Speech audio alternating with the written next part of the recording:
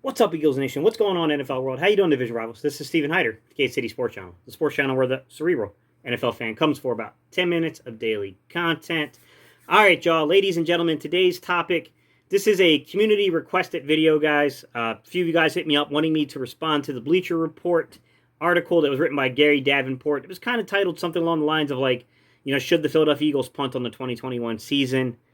Look, there's a lot to break down on this one, guys. So I'm going to try to go as fast as I can to keep this respectful in terms of the time.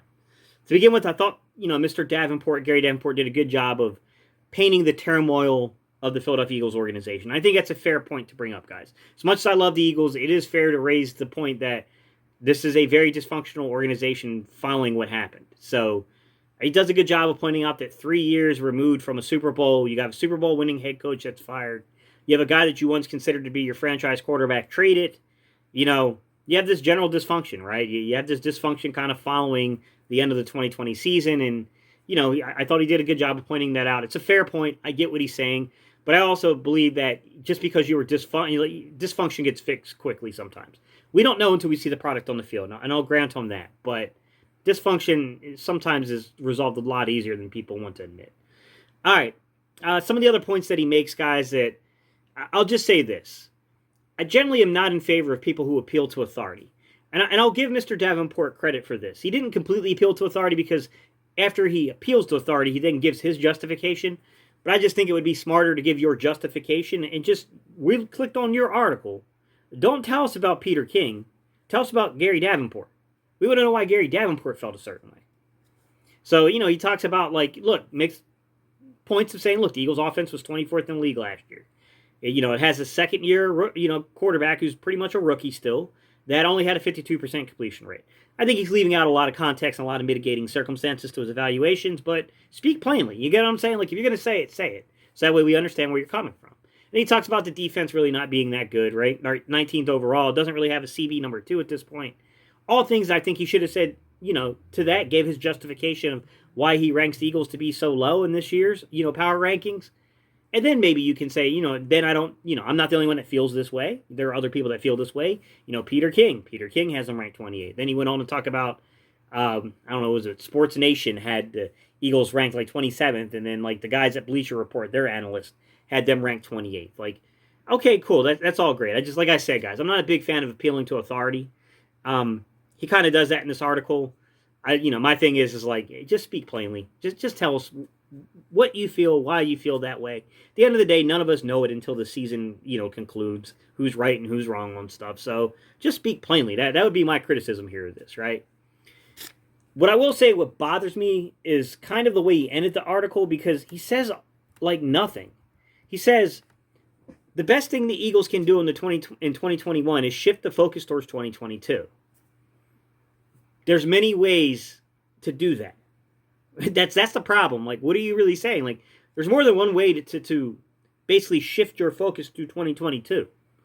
And then he goes on to say, look to the future, even if it means a sacrifice or two in the present. Name your sacrifice. What are you sacrificing? What does that even mean? What are we punting on? I don't understand what you're talking about here. Define your sacrifice. Are you talking about your sacrifice as trading a guy that we don't know a whole lot on and giving up on a guy like Andre Dillard? That's one thing. Are we talking about moving pieces at right guard and right tackle like Brandon Brooks and Lane Johnson? Because these are, we all know the old adage. It's better to move on from a player a year too early than a year too late. Speak plainly what you're saying.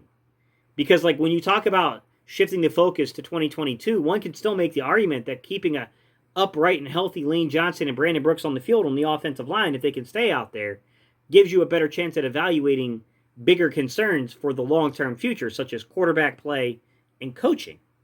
Because if we have to start plugging in pieces that maybe aren't quite ready to be featured as starters yet, then you're talking about maybe a much longer build to a team. You're not talking about, okay, they're ready to compete in 2022. We don't know that.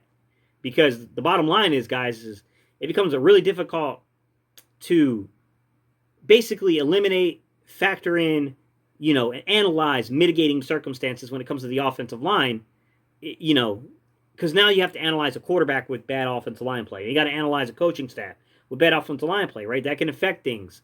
Like I already broke down every one of Jalen Hurts' throwaways. I broke down every one of his turnovers. You know what the constant theme was? really bad offensive line play, right? The impact that can have on your scheme, the impact that can have on your play calling, the impact that can have on your quarterback and his decision making within the pocket, like his ability to sense pressure, his ability to maybe flee the pocket before he's supposed to. Like, there's many ways around that argument, guys. That's the thing I don't like about what he's doing here, is because I can make the argument that if you really want to build towards 2022, hey man, maybe it's best to keep, because of the circumstance, it's better to keep the veterans at right guard and right tackle and at center, right, with the young guys behind them learning and developing, so that way we can adequately analyze Jalen Hurts and Nick Sirianni and this coaching staff. Okay? To me, a lot of different ways of making this argument, right? You can make the argument of moving these older guys, right, and letting the young guys play, so that way, you know what, 2022, 2023, you know exactly what you... There's so many ways. You get what I mean, guys? Like, it's saying a lot without saying anything at all. It's the problem I have with this article in general. What I feel personally, I don't believe in punting the ball in any season, guys. That's just not my philosophy. I'm not mad at you guys if you guys differ with me on that opinion. If some of you guys believe in punting the ball in seasons, like that's your prerogative. That's your belief. I'm not going to argue with somebody over their belief system. That's foolishness. Me personally, though, guys, what I would ask you is that punting the ball in seasons, what does that do to your culture? What does that do to the culture of your football team? Because you know what? A lot of good draft picks do you if you have a crappy culture inside the locker room.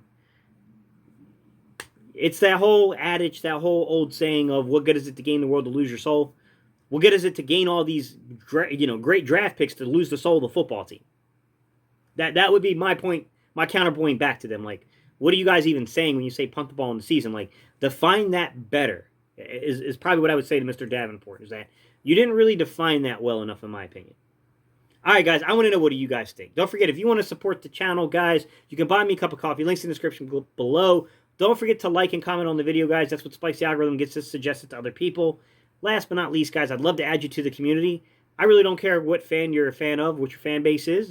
This is a community where we talk a lot about, advanced analytics. We break down film. We tackle the tougher topics, guys. We love adding people that, keep it a buck, keep it 100%. They're respectful, even if they disagree with us on stuff. As long as you're making your points and you're not trying to insult people, man, we'd love to add you to the community. All right, y'all. I appreciate y'all's time and attention. Y'all enjoy your extended weekend, guys, and I'll see y'all on the next